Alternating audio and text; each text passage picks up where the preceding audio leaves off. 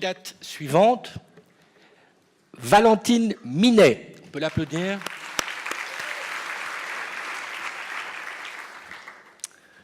Son travail de thèse porte sur l'analytical and clinical validation of sensitive assay for the diagnosis of immune HIT.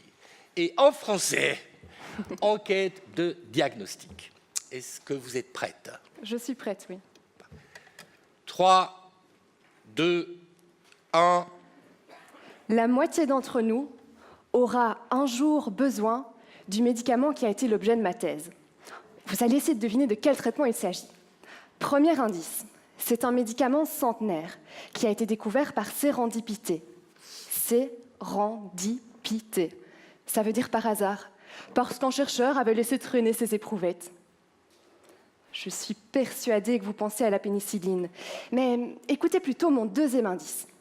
Cette molécule a été découverte dans un foie, d'où son nom issu du grec. Alors, vous avez trouvé? Elle s'appelle héparine. Pour la plupart d'entre vous, c'est sans doute la première fois que vous entendez ce nom. Et pourtant, on estime que l'héparine a sauvé autant de vies que la pénicilline au cours du XXe siècle, car elle permet de traiter l'une des principales causes de décès à l'échelle mondiale, la thrombose.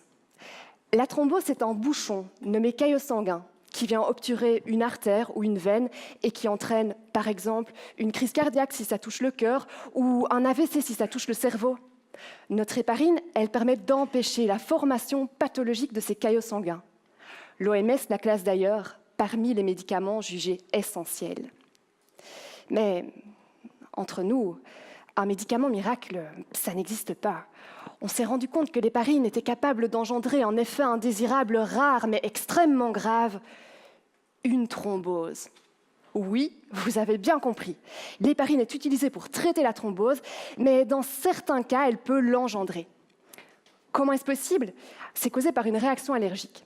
Chez certains patients, le corps fabrique des anticorps contre le médicament et ces anticorps vont induire la formation de caillots pouvant boucher les vaisseaux sanguins.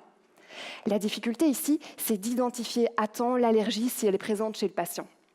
Et c'est sur ce point que j'ai travaillé. Mon quotidien de chercheuse, ça a été de développer des tests de laboratoire et de les évaluer avec le sang de patients.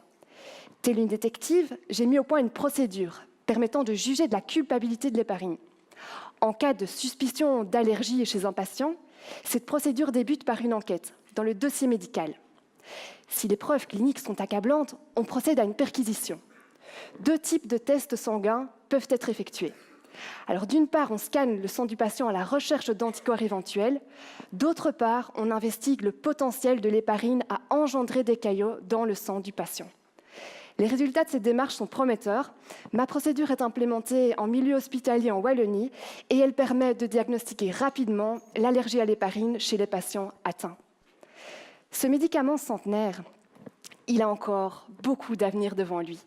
Si on vous l'administre un jour et qu'il a de mauvaises intentions à votre égard, soyez rassurés, on sait comment le faire parler.